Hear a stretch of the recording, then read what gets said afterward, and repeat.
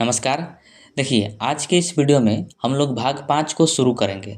जैसे कि आपको पता है कि हम लोग पॉलिटी को कवर कर रहे हैं और भाग 4 तक हम लोग कवर कर चुके हैं और आज की इस वीडियो में हम लोग भाग 5 को शुरू करेंगे और इसमें जो है राष्ट्रपति वाले जितने भी आर्टिकल हैं, उन सबको हम लोग कवर करेंगे। बहुत ही बेहतरीन ढंग से राष्ट्रपति के चैप्टर को हम लोग आज के इस वीडियो में कवर करने वाले हैं। राष्ट्रपति जो है ये बहुत ज़्यादा इम्पोर्टेंट होता है सभी तरह के एग्ज़ामों के लिए। आप किसी भी एग्ज़ाम की तैयारी कर रहे हैं तो उन सब में जो है राष्ट्रपति से प्रश्न पूछा जाता है और जब तक इसके कॉन्सेप्ट की जानकारी आपको नहीं होती है तब तक आपसे जो है प्रश्न सही नहीं होता है, क्योंकि आजकल जो भी प्रश्न पूछे जा रहे हैं एकदम कॉन्सेप्ट से पूछे जा रहे हैं। तो जब आप थ्योरी एकदम बेहतरीन ढंग से पढ़िएगा, अच्छे से समझ कर पढ़िएगा, तभी आप जो है इन सभी टॉपिक से आने वाले प्रश्नों को सॉल्व कर सकते हैं। नॉर्मल प्रश्न जो है कोई भी बना सकता है, आज के हर लड़का बना दे रहा है जो भी कंपटीशन लेवल की तैयारी कर रहा है। तो आर्टिकल से जो ऊपर ऊपर प्रश्न पूछता है वो सभी कोई बना देता है, लेकिन जो कॉन्सेप्ट वाले प्रश्न पूछे जाते हैं जैसे यूपीएससी हो गया, बीपीएससी हो गया, तो उस तरह के प्रश्नों को सॉल्व करने के लिए आपके पास जो है कॉन्सेप्ट होना आवश्यक है और नॉर्मल भी एग्जामों में इसी तरह के प्रश्न आज के डेट में पूछा जा रहा है। तो बहुत ज़रूरी हो जाता है कि आप कॉन्सेप्ट के साथ किसी भी टॉपिक को कवर करें ताकि आपको किसी तरह का दिक्कत ना हो एग्जाम हॉल में और आपको लंबे समय तक जो है याद रहे, कॉन्सेप्ट आपका क्लियर रहे। ठीक है, तो चलिए वीडियो को हम लोग शुरू करते हैं। देखिए, भाग 5 का नाम है संघ यानी यूनियन और इसकी चर्चा भारतीय संविधान में आर्टिकल 52 से लेकर 151 तक किया गया है। इम्पोर्टेंट है, आपको ध्यान रखना है, डायरेक्टली एग्जाम में पूछा जा सकता है कि भाग 5 की चर्चा जो है किससे किसमें किया गया है, तो आर्टिकल 52 से लेकर 151 तक में किया गया है। ठीक है, अब देखिए जो संघ होता है इसका मुख्य रूप से 3 अंग होता है।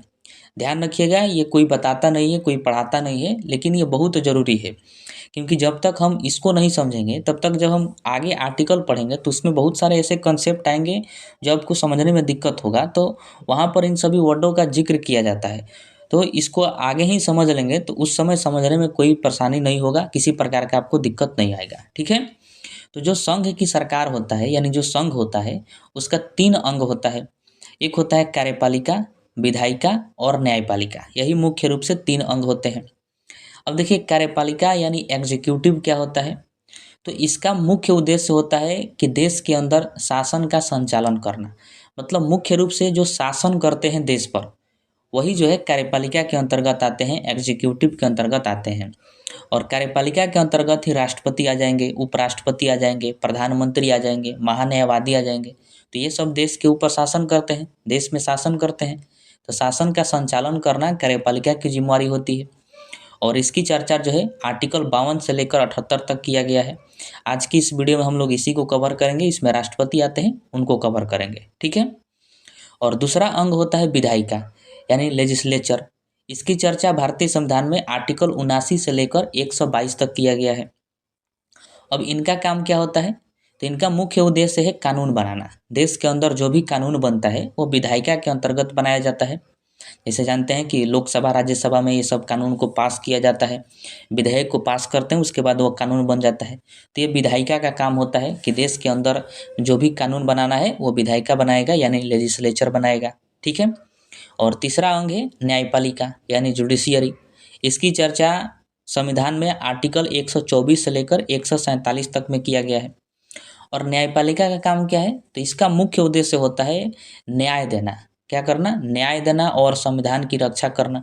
जो भी संविधान में जितने भी बातें लिखी गई हैं वो सब लिखी के लिखी रह जाएगी, अगर न्यायपालिका इस पर जो है निर्णय न ले तो न्यायपालिका ही क्या करता है, किसी भी व्यक्ति को न्याय देता है, किसी भी मामले में सभी को न्याय देने का काम करता है, नागरिकों को। कानून की व्याख्या करने का काम जो है न्यायपालिका का ही है। जैसे सुप्रीम कोर्ट के देखे होंगे कि आर्टिकल 21 में बहुत बार विस्तार किया है, तो सुप्रीम कोर्ट क्या है, न्यायपालिका है। तो वही जो है कानून की व्याख्या करता है, विवादों का समाधान करता है न्यायपालिका ही। तो ये न्यायपालिका का काम होता है, जुडिशरी का काम होता है। ठीक है, तो भाग 5 में हम तीनों अंगों को समझने वाले हैं। बहुत सारा वीडियो आएगा, उसका हम लोग बारी बारी से सबको समझेंगे। इस वीडियो में हम लोग कार्यपालिका को देखेंगे और कार्यपालिका के अंतर्गत ही राष्ट्रपति आता है। आइए उसको भी समझते हैं। अब देखिए जो कार्यपालिका होता है, कार्यपालिका का 4 भाग होता है। एक होता है राष्ट्रपति, दूसरा होता है उपराष्ट्रपति, तीसरा होता है प्रधानमंत्री एवं मंत्रिपरिषद, और चौथा होता है महान्यायवादी यानी अटॉर्नी जनरल। तो यही जो है कार्यपालिका के 4 भाग होते हैं, और सबको हम लोग जो है बारी-बारी से कवर करेंगे। और इस वीडियो में हम लोग राष्ट्रपति को कवर करेंगे, जिसकी चर्चा आर्टिकल 52 से लेकर 62 तक में किया गया है। राष्ट्रपति का जो है कुल 2 ठो वीडियो आएगा। पहले वीडियो ये पार्ट 1 है, इसमें हम लोग सभी आर्टिकल को कवर करेंगे, और जो दूसरा वीडियो आएगा उसमें हम राष्ट्रपति की जितने भी शक्ति हैं उन सबको कवर करेंगे, सभी के सभी इम्पोर्टेंट हैं, ठीक है। तो आइए हम सबसे पहला आर्टिकल देखते हैं, आर्टिकल 52। देखिए, आर्टिकल 52 में कहा गया है कि भारत का एक राष्ट्रपति होगा। मतलब जो भारत अपना देश है उसमें हमेशा जो है एक राष्ट्रपति होंगे, एक राष्ट्रपति का पद होगा। ये आर्टिकल 52 में कहा गया है, ठीक है। राष्ट्रपति जो होता है वो देश का सर्वोच्च संवैधानिक पद है। मतलब सबसे पहला पद, सबसे बड़ा पद अगर माना जाता है तो राष्ट्रपति का पद होता है। इसलिए कहा जाता है कि देश का सर्वोच्च संवैधानिक पद है राष्ट्रपति का पद। और राष्ट्रपति जो होता है ये संवैधानिक प्रमुख होता है, ठीक है। तो इसको ध्यान रखिएगा, आर्टिकल 52 में राष्ट्रपति के पद की जिक्र किया गया है। आपसे पूछा जाएगा कि किस आर्टिकल में कहा गया है कि भारत में एक राष्ट्रपति होगा, तो आर्टिकल 52 में कहा गया है, ठीक है। अगला आर्टिकल है आर्टिकल 53। इसमें कहा गया है कि संघ की कार्यपालिका की शक्ति राष्ट्रपति में निहित होती है। मतलब भारत सरकार की जो भी कार्यपालिका शक्ति है वो संवैधानिक रूप से राष्ट्रपति के नाम पर होती है। यानी कानून बनाने का काम आपको पता है कि प्रधानमंत्री, मंत्रिपरिषद मिलकर करते हैं, लेकिन वह कानून जो है राष्ट्रपति के नाम पर जारी किया जाता है।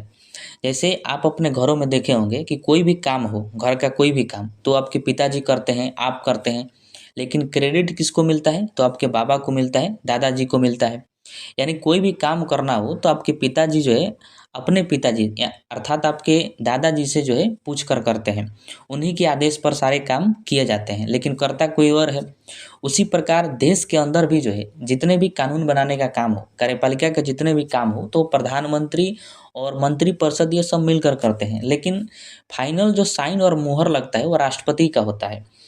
और राष्ट्रपति जब फाइनल साइन और मुहर कर लगा देते हैं तभी जाके वो काम सफल होता है और वो कानून जो है पूरे देश में लागू होता है।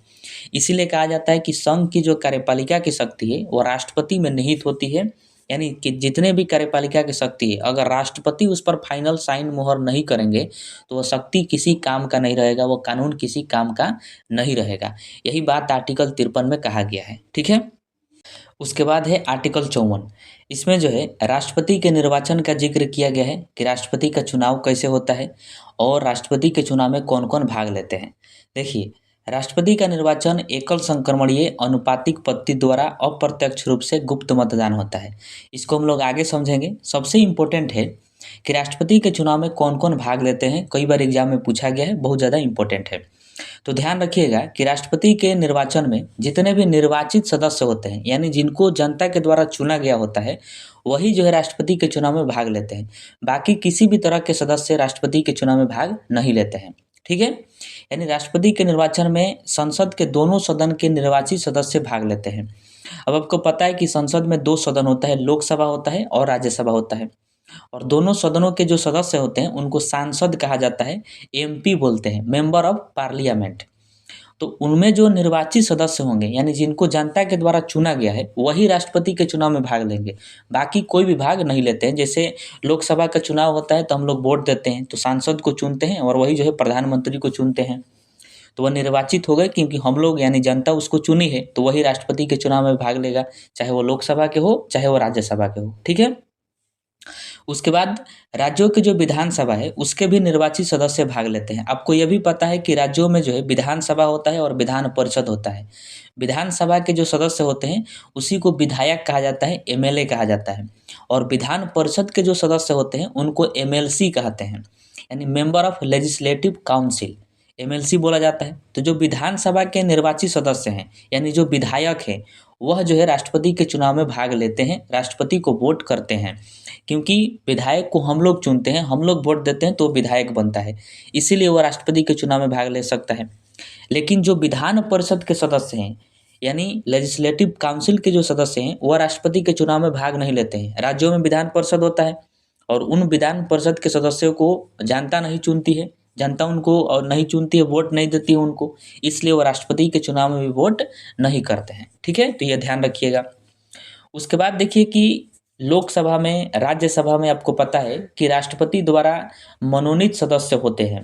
पहले होते थे, आज भी बहुत कम होते हैं। तो जो मनोनीत सदस्य हैं, यानी राष्ट्रपति उनको अपने अनुसार चुनते हैं, चाहे वो विधानसभा हो, चाहे राज्यसभा हो, चाहे लोकसभा हो, सभी में। तो जो मनोनीत सदस्य होते हैं वह राष्ट्रपति के चुनाव में भाग नहीं लेते हैं, क्योंकि वो खुद राष्ट्रपति के द्वारा चुने गए हैं। यानी राष्ट्रपति उनको मनोनीत किए हैं, और राष्ट्रपति ही अगर चुनाव में खड़े हो जाते हैं तो फिर वह लोग जो है उन्हीं को वोट देंगे। इसीलिए कहा जाता है कि जितने भी लोकसभा चाहे राज्यसभा हो, उसमें राष्ट्रपति के द्वारा जो मनोनीत सदस्य हैं, नामित सदस्य हैं, वह जो है राष्ट्रपति के चुनाव में भाग नहीं लेंगे। ठीक है, तो इन सभी बात को ध्यान रखिएगा। सिंपल वे में आप ध्यान रखिएगा कि जितने भी निर्वाचित सदस्य होते हैं, चाहे वो लोकसभा के हो, राज्यसभा के हो, चाहे विधान परिषद के हो, चाहे विधानसभा के हो, वो सभी के सभी राष्ट्रपति के चुनाव में भाग लेते हैं। ठीक है, उसके बाद आर्टिकल है आर्टिकल 55। देखिए, आर्टिकल 55 में राष्ट्रपति के निर्वाचन की प्रक्रिया का जिक्र किया गया है कि राष्ट्रपति का चुनाव किस प्रक्रिया के माध्यम से होता है। इसके पहले ही हम लोग पढ़ें कि राष्ट्रपति का चुनाव जो है एकल संक्रमणीय द्वारा अनुपातिक पद्धति से अप्रत्यक्ष रूप से गुप्त मतदान होता है। अब देखिए, एकल संक्रमणीय प्रणाली क्या है, यानी इसी को सिंगल ट्रांसफरेबल वोट कहा जाता है, STV शॉर्ट में कहते हैं। इसका मतलब होता है कि जिस उम्मीदवार को सबसे कम वोट मिला रहता है उसके वोट को लेकर, और जिस उम्मीदवार को सबसे ज़्यादा वोट मिला रहता है उसके वोट में जोड़ दिया जाता है, तो उसी को एकल संक्रमणीय प्रणाली कहते हैं। ठीक है, तो इसके माध्यम से राष्ट्रपति का चुनाव होता है। उसके बाद है अनुपातिक पद्धति। अनुपातिक पद्धति में क्या होता है कि जनरली आप जानते हैं कि जब भी आप वोट देने जाते हैं, चाहे मुखिया का चुनाव हो या फिर विधायक का चुनाव हो, तो जितने भी उम्मीदवार होते हैं उनमें से आप किसी एक को ही वोट देते हैं। लेकिन राष्ट्रपति के चुनाव में ऐसा नहीं होता है। राष्ट्रपति के चुनाव में जितने उम्मीदवार खड़े होते हैं सबको वोट देना होता है, और वो भी वरीयता क्रम में। जैसे मान लीजिए कि 4 उम्मीदवार खड़े हैं राष्ट्रपति के चुनाव में, तो कोई व्यक्ति जब जाएगा वोट देने तो चारों को वोट देगा, और वो भी वरीयता क्रम में कि वो 1 नंबर पर किसको रखता है, फिर 2 नंबर पर किसको रखता है, फिर 3 नंबर पर किसको रखता है, फिर 4 नंबर पर किसको रखता है। इस तरह से वो वोट देता है कि 1 नंबर पर सबसे ज़्यादा उसको पसंद है तो उसको 1 नंबर पर रखेगा, उससे थोड़ा कम पसंद है तो उसको 2 नंबर पर वोट देगा। ऐसे करके इसी को अनुपातिक पद्धति कहते हैं। जितने उम्मीदवार होते हैं सबको वोट देना होता है। ठीक है, और अप्रत्यक्ष के रूप का मतलब आप समझते हैं कि डायरेक्ट जनता जो है उनको वोट नहीं देती है, जनता के द्वारा चुने गए जो होते हैं व्यक्ति वही राष्ट्रपति को चुनते हैं, तो उसी को अप्रत्यक्ष कहा जाता है, यानी इनडायरेक्टली। और गुप्त मतदान का मतलब आप समझते हैं कि पूरा गुप्त होता है। ठीक है, तो आर्टिकल 55 आप समझ गए। उसके बाद आर्टिकल है आर्टिकल 56। देखिए, इसमें जो है राष्ट्रपति के कार्यकाल के बारे में बताया गया है। बहुत इंपॉर्टेंट है ये आर्टिकल, आपसे पूछा जाएगा कि किस आर्टिकल में राष्ट्रपति के कार्यकाल का जिक्र किया गया है, तो आर्टिकल 56 में किया गया है। आपको पता होगा कि राष्ट्रपति का जो कार्यकाल होता है वो 5 वर्ष का होता है। अगर मान लीजिए कि राष्ट्रपति जो है समय से पूर्व अपने पद से हट जाते हैं, मान लीजिए इस्तीफा दे देते हैं, या फिर किसी कारण से राष्ट्रपति का पद खाली हो जाता है, तो जो नया राष्ट्रपति आते हैं वो कितने समय के लिए आएंगे, तो ध्यान रखिएगा, हमेशा जो राष्ट्रपति आते हैं वो 5 साल के लिए आते हैं। जैसे मान लीजिए किसी का कार्यकाल जो है 2020 से लेकर 2025 तक था, और 2022 में उनकी मृत्यु हो गई, तो 2 साल में ही उनकी मृत्यु हो गई, तो 3 साल तो बच गया। तो अब नया राष्ट्रपति आएंगे तो क्या 3 साल के लिए आएंगे? नहीं आएंगे, वो पूरे 5 साल के लिए आते हैं। तो ये आपको ध्यान रखना है। ठीक है, और ये भी आप ध्यान रखिएगा कि राष्ट्रपति जो है अपना त्यागपत्र उपराष्ट्रपति को देते हैं। वेरी वेरी इंपॉर्टेंट है, पूछा जाएगा कि राष्ट्रपति अपना त्यागपत्र किसे सौंपते हैं, तो जो उनसे छोटा है उपराष्ट्रपति को वो देते हैं। उसके बाद मान लीजिए कि राष्ट्रपति जो है त्यागपत्र दे दिए, या फिर राष्ट्रपति की मृत्यु हो गई, या फिर किसी भी कारण से राष्ट्रपति का पद खाली है, तो फिर जो है उसके स्थान पर कौन आएगा कुछ समय के लिए, तो जो उपराष्ट्रपति होते हैं वही राष्ट्रपति का काम करते हैं। यानी कार्यवाहक राष्ट्रपति के रूप में जो है उपराष्ट्रपति काम करते हैं जब राष्ट्रपति का पद खाली होता है तब। ठीक है, यह भी इम्पोर्टेंट है, पूछा जाएगा आपसे कि कार्यवाहक राष्ट्रपति के रूप में किसको बैठाया जा सकता है, तो उपराष्ट्रपति को बैठाया जा सकता है। अब मान लीजिए कि राष्ट्रपति भी अपने पद पर नहीं है और उपराष्ट्रपति भी अपने पद पर नहीं है, ऐसा सिचुएशन मान लीजिए कभी आ जाए, तो फिर किसको उपराष्ट्रपति बनाया जाएगा या फिर राष्ट्रपति के पद पर किसको रखा जाएगा? तो जो सुप्रीम कोर्ट के मुख्य न्यायाधीश होते हैं, यानी CJI, chief justice of India, उनको जो है बनाया जाता है। मतलब किस कंडीशन में बनाया जाएगा? जैसे राष्ट्रपति भी अपने पद पर नहीं है और उपराष्ट्रपति भी अपने पद पर नहीं है, तो फिर राष्ट्रपति के पद पर कौन आएगा? तो CJI को बैठाया जाएगा, जो सुप्रीम कोर्ट के मुख्य न्यायाधीश होते हैं वो। ठीक है, और सबसे इम्पोर्टेंट ये है कि जो कार्यवाहक राष्ट्रपति होते हैं, मतलब कुछ समय के लिए जिनको राष्ट्रपति बनाया जाता है, उनका कार्यकाल कितने वर्ष का होता है? तो वर्ष में नहीं होता है, ध्यान रखिएगा, 6 माह का होता है।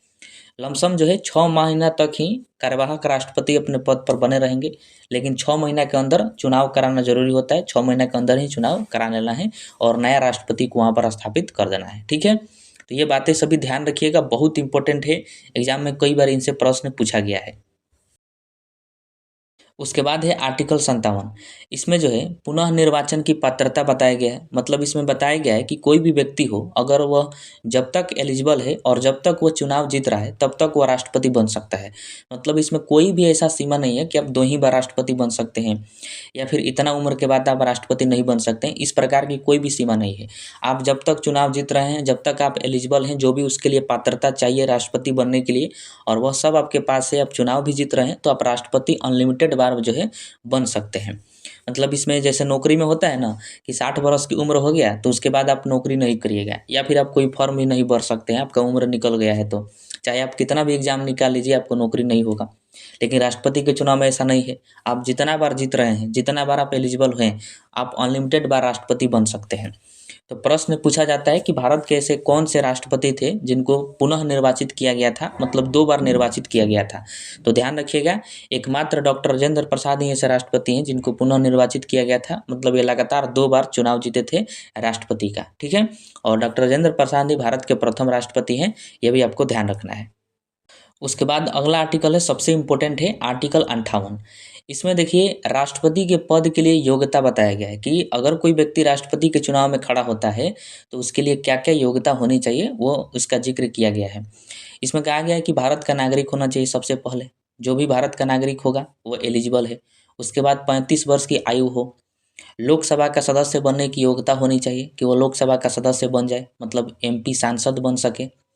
उसके बाद किसी लाभ के पद पर ना हो और 50 प्रस्तावक तथा 50 अनुमोदक हो। ये सभी एलिजिबिलिटी अगर किसी व्यक्ति के अंदर है, ये सभी योग्यताएं हैं अगर किसी व्यक्ति के पास, तो वह जो है राष्ट्रपति का चुनाव लड़ सकता है। राष्ट्रपति बन नहीं सकता है, ऐसे तो बहुत सारे लोगों के पास ऐसी योग्यताएं हैं, लेकिन उसको चुनाव भी जीतना पड़ेगा। ये योग्यता सही नहीं होगा। अगर मान लीजिए आपके पास ये सब योग्यता है और आप चुनाव हार जा रहे हैं तो क्या आप राष्ट्रपति बनिएगा? नहीं बनिएगा। तो ये सब योग्यता हो, उसके बाद आप चुनाव जीतिएगा तब आप राष्ट्रपति बन सकते हैं, ठीक है? अब इसी में देखिए आया है कि लाभ का पद पर न हो।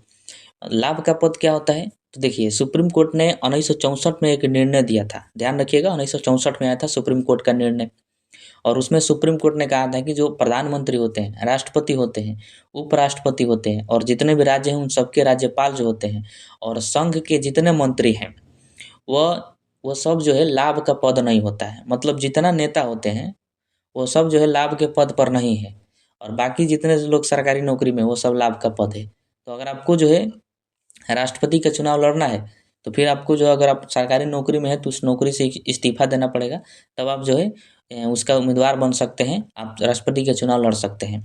बाकी जितना नेता है वो पद पर रहते हुए भी राष्ट्रपति का चुनाव लड़ सकता है क्योंकि वो लाभ का पद पर नहीं है, ठीक है? उसके बाद आर्टिकल है आर्टिकल 59। इसमें जो है राष्ट्रपति के पद के लिए शर्त दिया गया है। अब देखिए शर्त में और योग्यता में दोनों में अंतर होता है। योग्यता का मतलब होता है कि यह सब होना चाहिए और शर्त का मतलब होता है कि यह सब नहीं होना चाहिए। तो राष्ट्रपति के पद के लिए क्या नहीं होना चाहिए? तो पागल या फिर दिवालिया नहीं होना चाहिए। अब दिवालिया का मतलब क्या हुआ? दिवालिया का मतलब हुआ कि ऐसा कोई व्यक्ति नहीं होना चाहिए जिसको औकात से ज़्यादा उसके पास कर्जा हो गया हो। जैसे किसी व्यक्ति का कुल संपत्ति जो है 500 रुपया का है और उसके पास कर्जा जो है 500 करोड़ का हो गया है, तो अपना देह भी बेच देगा तो वो ख़त्म होने वाला नहीं है, तो उसको कहेंगे कि वो दिवालिया हो गया। तो दिवालिया नहीं होना चाहिए कि राष्ट्रपति का चुनाव हम जीत जाएंगे उसके बाद घोटाला करके सारा कर्जा चुका देंगे। तो ऐसा मंशा से अगर आएगा तो उसको दिवालिया कहा जाएगा और उसको जो है चुनाव में खड़ा होने की अनुमति नहीं दिया जाएगा राष्ट्रपति के। उसके बाद है कि संसद या विधानमंडल में किसी का भी सदस्य न हो। संसद का मतलब लोकसभा राज्यसभा में किसी का सदस्य नहीं होना चाहिए और विधानमंडल का मतलब विधानसभा और विधान परिषद जो कि राज्यों में होता है, इनमें से भी किसी का सदस्य नहीं होना चाहिए। वही व्यक्ति जो है राष्ट्रपति के चुनाव में खड़ा हो सकता है। अगर मान लीजिए कि सदस्य होते हुए भी अगर खड़ा हो जाए और चुनाव जीत भी गया तो फिर क्या होगा? तो फिर जो है जो सदस्य था, जैसे संसद का होगा तो उससे इस्तीफा देगा और उसके बाद राष्ट्रपति के पद की जो है शपथ लेगा। या फिर विधानमंडल का भी सदस्य है तो पहले इस्तीफा देगा, उसके बाद जो है राष्ट्रपति के पद के लिए शपथ लेगा। अब देखिए, जो राष्ट्रपति होते हैं ना वो संसद के सदस्य होते हैं और ना ही किसी विधानमंडल के सदस्य होते हैं। इसीलिए इसमें कहा गया है कि अगर संसद का सदस्य है तो इस्तीफा देगा, उसके बाद ही राष्ट्रपति बन सकता है। ऐसा नहीं है कि दोनों रहे, संसद का भी सदस्य रहे या फिर विधानमंडल का भी सदस्य रहे और राष्ट्रपति भी रहे, ऐसा नहीं हो सकता है। तो आर्टिकल 59 में ये बातें कही गई है, शर्त दिया गया है। ठीक है, अगला आर्टिकल है आर्टिकल 60। ये बहुत इंपॉर्टेंट है। इसमें जो है राष्ट्रपति के शपथ का चर्चा किया गया है कि राष्ट्रपति को शपथ कौन दिलाते हैं। वेरी वेरी इंपॉर्टेंट है, ध्यान रखिएगा। राष्ट्रपति को शपथ सुप्रीम कोर्ट के जो मुख्य न्यायाधीश होते हैं यानी CJI, chief justice of India, वह जो है शपथ दिलाते हैं। अब मान लीजिए कि सुप्रीम कोर्ट के मुख्य न्यायाधीश नहीं है और राष्ट्रपति को आज ही शपथ दिलाना है, तो फिर क्या होगा? तो जो आपको पता है कि सुप्रीम कोर्ट में 33 जज होते हैं और एक मुख्य न्यायाधीश होते हैं। तो मुख्य न्यायाधीश नहीं है तो 33 जज बच गए। तो 33 जज में जो सबसे वरिष्ठ होंगे, मतलब सबसे तेज तरार जो जज होंगे, वह जो है राष्ट्रपति को शपथ दिलाएंगे। तो ये ध्यान रखिएगा, पूछा जाता है कि अगर सुप्रीम कोर्ट का मुख्य न्यायाधीश नहीं है तो कौन शपथ दिलाएंगे? तो जो अन्य न्यायाधीश है उनमें से जो वरिष्ठ होगा वही राष्ट्रपति को शपथ दिलाएगा। ठीक है, अब आइए हम सबसे इम्पोर्टेंट आर्टिकल को देखते हैं, आर्टिकल 61। बहुत इंपॉर्टेंट है, ध्यान रखिएगा। इसमें जो है राष्ट्रपति पर महाभियोग चलाने की प्रक्रिया का जिक्र किया गया है कि राष्ट्रपति पर महाभियोग कैसे चलाया जाएगा। ध्यान रखिए कि अगर राष्ट्रपति को समय से पूर्व उनके पद से हटाना है तो उनको महाभियोग के द्वारा उनके पद से हटाया जा सकता है। ठीक है, उसी को महाभियोग कहा जाता है और इसके प्रक्रिया का जिक्र इसमें किया गया है। सबसे इम्पोर्टेंट है कि पूछा जाता है कि महाभियोग की प्रक्रिया को किस देश के संविधान से लिया गया है। तो ध्यान रखिएगा, यूएसए के संविधान से लिया गया है, बहुत इंपॉर्टेंट है।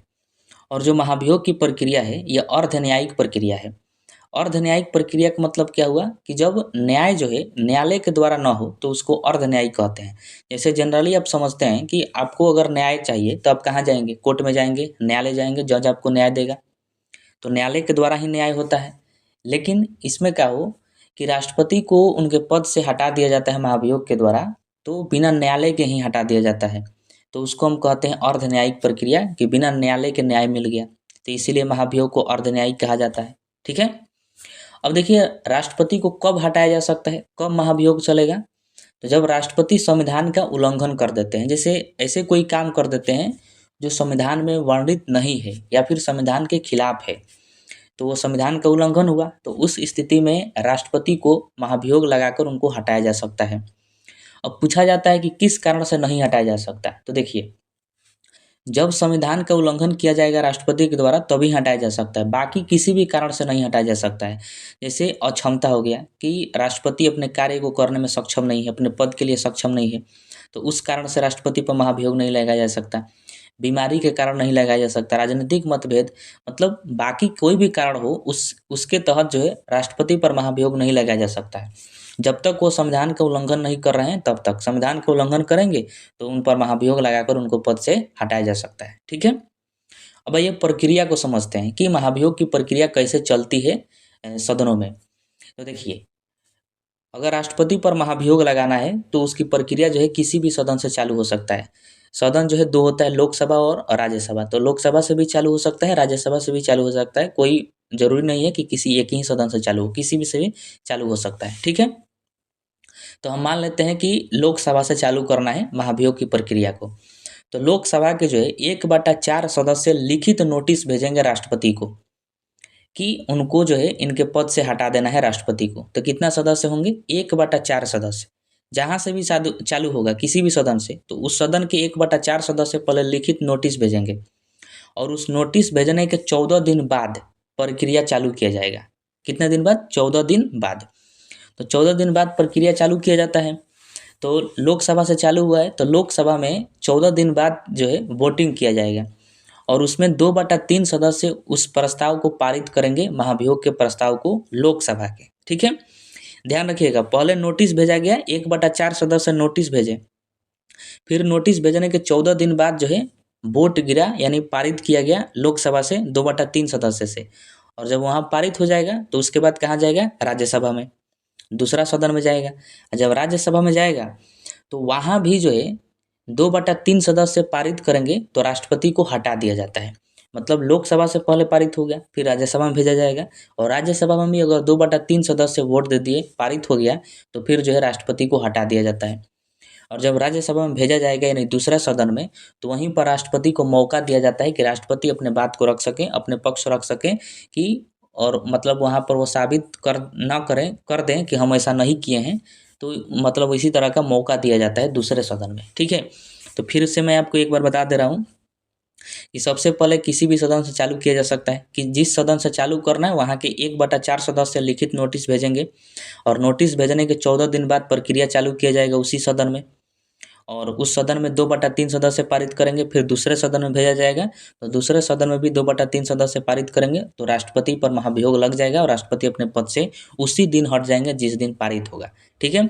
और दूसरे सदन में जाएगा, वहीं पर राष्ट्रपति को मौका दिया जाता है अपने पक्ष रखने के लिए, ठीक है। तो ये महाभियोग की प्रक्रिया है।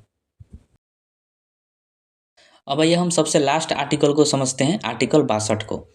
देखिए, इसमें जो है राष्ट्रपति के पद की रिक्ति को भरने का प्रावधान है कि जो राष्ट्रपति के पद खाली हो जाएगा अगर समय से पहले, तो उसको कैसे भरा जाएगा, इन सभी चीज़ों का जिक्र किया गया है। तो हम लोग इसको आगे ही पढ़ चुके हैं आर्टिकल 62 के बारे में। देखिए, इसमें कहा गया कि अगर राष्ट्रपति का पद जो है खाली है, तो उसको 6 माह के अंदर चुनाव करा के भर देना है। क्योंकि हम लोग पहले पढ़े थे कि जो कार्यवाहक राष्ट्रपति होते हैं, यानी जब राष्ट्रपति अपने पद पर नहीं रहते हैं, तो उपराष्ट्रपति को राष्ट्रपति के पद पर स्थापित किया जाता है। तो उपराष्ट्रपति कार्यवाहक राष्ट्रपति हो गए, तो उनका कार्यकाल कितने समय तक होगा, तो 6 माह तक होगा। 6 माह तक ही कार्यवाहक राष्ट्रपति रह सकते हैं। 6 माह के अंदर चुनाव कराना अनिवार्य होता है, और 6 माह के अंदर चुनाव करा के नया राष्ट्रपति चुनना होता है। और जैसे ही नया राष्ट्रपति अपने पद पर आते हैं, तो जो कार्यवाहक राष्ट्रपति होते हैं वो अपने पद से हट जाते हैं, ठीक है। तो ये तो समझने की बात है थोड़ा सा। अब देखिए, जो नया राष्ट्रपति आते हैं वो जब भी आएंगे 5 साल के लिए आएंगे, ऐसा नहीं है कि बचे हुए कार्यकाल के लिए आएंगे। जैसे जो भी नया राष्ट्रपति मान लीजिए आज अपने पद पर आए, आज शपथ लिए, तो आज से 5 साल जोड़ा जाएगा। ऐसा नहीं है कि जितना कार्यकाल बचा है उतने साल के लिए आएंगे, ऐसा नहीं हो सकता है, ठीक है। तो ये आर्टिकल 62 में ये सभी बातें लिखी गई है। तो इस वीडियो में हम लोग केवल जो है आर्टिकल को पढ़ें, राष्ट्रपति से जो संबंधित है उन सभी आर्टिकल को। इसके बाद जो वीडियो आएगा उसमें हम लोग राष्ट्रपति के शक्तियों का जिक्र करेंगे, शक्तियों के बारे में विस्तार से हम लोग समझेंगे, ताकि आपको किसी तरह का दिक्कत ना हो और एग्जाम में पूछे जाने वाले प्रश्न जो है आप आसानी से उसको सॉल्व कर सकें, ठीक है।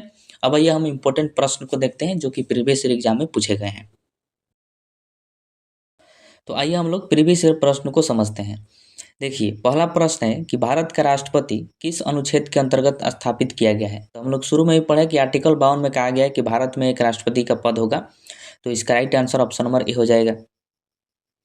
उसके बाद प्रश्न है कि राष्ट्रपति के चुनाव की प्रक्रिया किस अनुच्छेद में वर्णित है। तो आर्टिकल 54 में है। आर्टिकल 54 में राष्ट्रपति का चुनाव के जिक्र किया गया है। उसके बाद है कि अनुच्छेद 56 राष्ट्रपति के किस विषय से संबंधित है। तो बताइए आर्टिकल 56 में क्या कहा गया था। तो कहा गया था कि राष्ट्रपति का कार्यकाल के बारे में बताया गया था कि राष्ट्रपति का कार्यकाल 5 वर्ष का होता है। तो इसका right answer option number C हो जाएगा। आर्टिकल 56 में कार्यकाल दिया है। उसके बाद प्रश्न है कि उपराष्ट्रपति के चुनाव विवादों के निपटान का अधिकार किसे प्राप्त है। मतलब राष्ट्रपति और उपराष्ट्रपति में अगर विवाद हो जाए किसी तरह का, तो उसका जो है निपटारा कौन करता है, तो सुप्रीम कोर्ट करता है। इसको जो है आर्टिकल 71 में पढ़ना है। तो इसका right answer option number A हो जाएगा, सुप्रीम कोर्ट। उसके बाद प्रश्न है कि यदि राष्ट्रपति पद रिक्त हो जाए तो कितने समय के भीतर नया चुनाव किया जाना आवश्यक है। तो मैंने आपको बताया था कि जो कार्यवाहक राष्ट्रपति होते हैं उनका कार्यकाल 6 महीना तक होता है। तो 6 महीना के अंदर ही चुनाव कराना आवश्यक होता है। तो इसका right answer option number B हो जाएगा।